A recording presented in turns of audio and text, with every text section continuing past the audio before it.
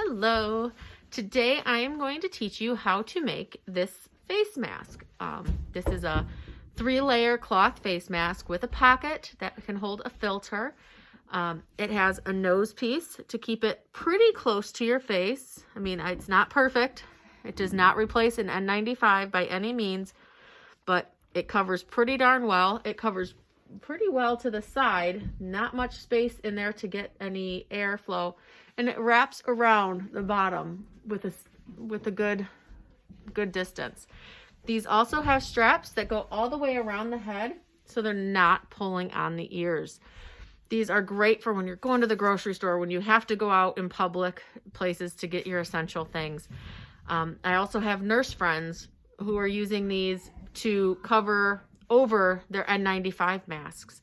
This is an adapted version of the mask. I've seen a few different YouTube tutorial videos on how to make these masks, and I made one, sent it to my friend who's a nurse at a dialysis clinic, and he came back with some modifications for me. It needed to be bigger, strap sizes need to change.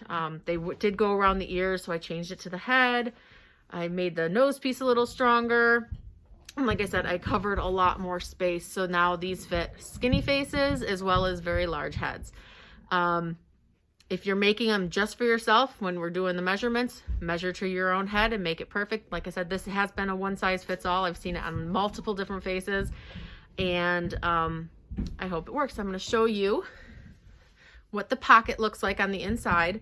So on the inside, there is a pocket. I've been cutting HEPA filter vacuum bags and cutting rectangles and putting it in there just for some more protection. I don't know how well it works, but I'm sure it's better than nothing, especially when this whole disease is so new to us. So I'm going to show you how I make these masks. The first thing is you need to get some fabric. Let me put you down over here. Okay, the fabric that you need is a tightly woven fabric. Cotton, and I have an 8.5 by 16-inch rectangle and an 8.5 by 8-inch square. You can do 8.5 and 8.5 if that makes you easier for you.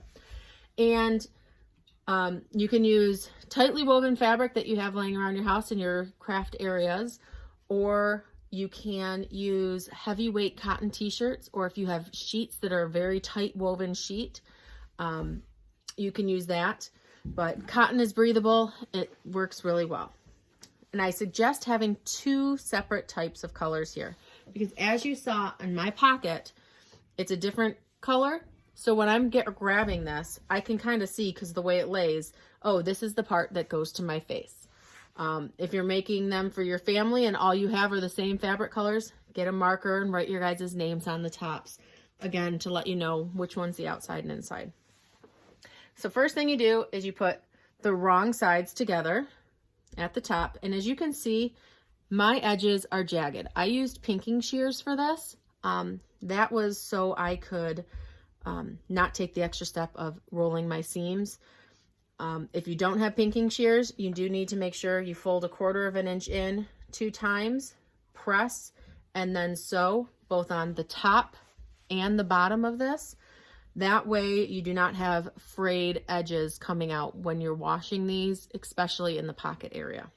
So you only need to make sure the pinking shears are really on the top and the bottom. Everything else kind of gets sewn in.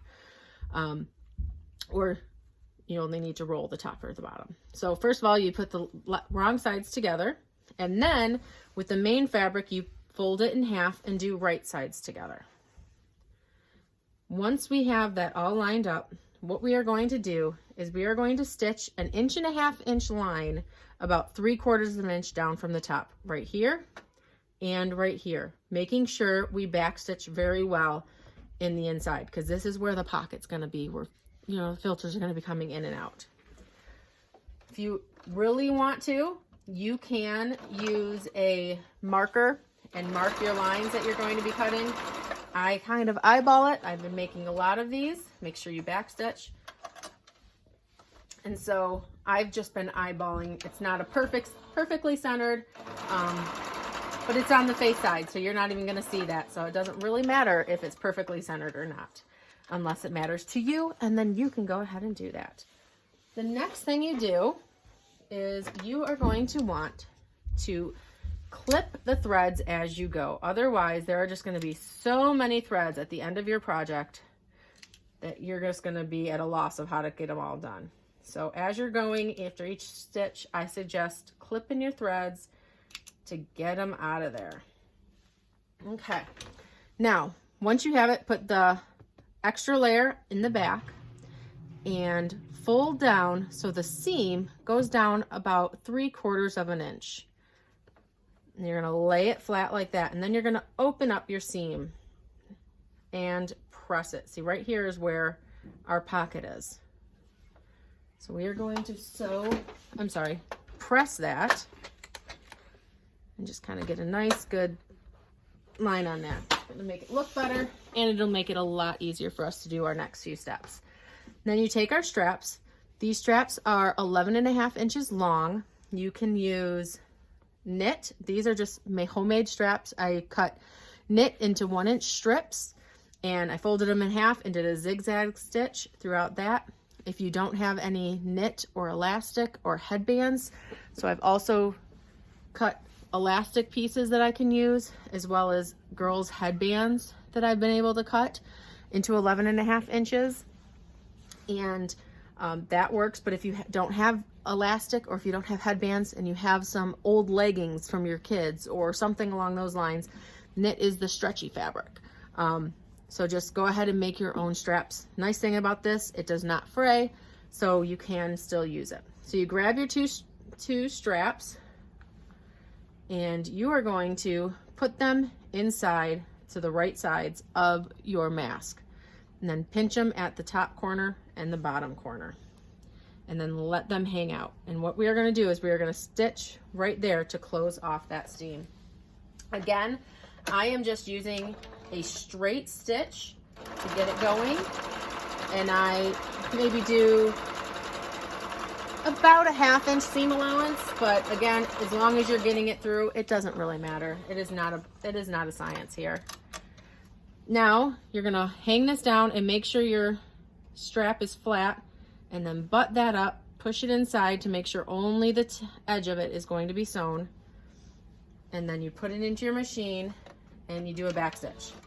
Now here's where I go into my pocket and I pull the seam or the rest of the strap through till just the edge comes out, and then I keep going. Make sure you do your back stitching at the front and the back, especially if you're not one who sews very often. That is something I used to forget all the time, and then it just allows your seams to kind of run wild and come out. Once you're done with that, again, let's clip the threads.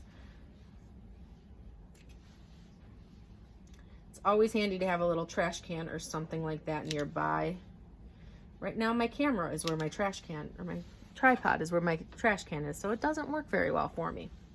Okay, once that happens, then you flip it inside out, or right side in, however you want to say it. You get it so the right sides are out, and you use your straps to help pull the corners out. And with the pocket side facing you, make sure it's all flat. We are going to press this down. I like to make sure I have some water in my iron to get it steam. It makes a nicer press for me. Okay, now that we have that, we need some twisty ties. This is what I use for my nose piece. I use 3 twisty ties. When I used just 1 or 2, it really didn't give much strength. And now I have found that 3 is my magic number. You can also use pipe cleaner, or you can use garden or like floral wire. But with a pipe cleaner or the floral wire, make sure you turn your corners inside, because if you don't turn them out and like kind of roll them up like this, the ends will poke through the mask and poke either you or just poke holes out of the mask. And you don't really want that. You want to keep as much, you want to keep the weave as tight as possible. So what you do with your twisty ties is you put them in the pocket area towards the top of the mask. And then you feel, as you can see, push them all the way up. Then you feel where the edges are And you can either, if you want, get a marker and draw a line where you need to sew, or you can just do it by feel. And when you're sewing, make sure the straps are down far so you're not sewing the straps. And you do the back stitch at the beginning and the end. And you just sew around where the twisty ties are. That's going to keep them in place. And these can be washed multiple times. Okay, I'm going to clip my threads. This is my new little scissor thing. Oh, I love it. It's so much fun. So much easier to clip all these threads with something that small. Okay, now with the pocket side facing away from you, we are going to make pleats. So just kind of fold it down, and then you look at the back and make sure the fold is underneath the pocket so you can still easily get into the pocket. And with your pins, you pin it into place. Now, if you are very precise and like things perfectly even, you can go ahead and measure this all out and figure out how to measure it. I have not done that. I just go completely by sight. The top pleat is always going to be bigger than all the others just because of that pocket there. And I have found that it really doesn't matter how you make the pleats, because once you put it on your face, they're going to open up. So they will be just fine as they are. Okay, so I am almost done, and I am going to press it one more time. Pressing it really helps. That's ironing it. Helps it keep it together, especially before we sew in that twisty tie. Pressing it is so important. The ones that I was getting lazy on and not pressing, there was a lot of buckling, and the pleats just were not turning out very well, and it was very difficult to get it all in. So now we are going to stitch down the sides. You can use just a straight stitch 1 or 2 times. I'm using the stitch that does 3 stitches in one. It goes 1, 2, 1, 2, 1, 2, all the way back, all the way, just because I prefer knowing that my ends are nice and tight, that multiple washings and multiple on and off the heads is not going to make this thing fall apart. I really want this thing to last for multiple uses. And so that is what I'm doing. I am using, on my machine, it's the number 2 stitch, or it's actually 001. But I don't know about most machines. I believe most machines have this stitch, but you can use a straight stitch going back 1 or 2 times, or you can use any kind of stitch you want. If you want to have a pretty stitch, you can go ahead and do yourself a decorative stitch, however you want it. It is completely up to you. Like I said, I prefer having the triple stitch there, just because I feel safer. I don't know if it's truly doing any difference. I am not an expert seamstress. I've been sewing a lot lately, but I'm still kind of learning the machines and all that. I learned that when you make over 200 masks, you need to clean your machine a lot more often than you normally would. So that's been a fun learning experience. But there you have it. Here is the mask, nose piece, pocket, and you are good to go. Enjoy making masks.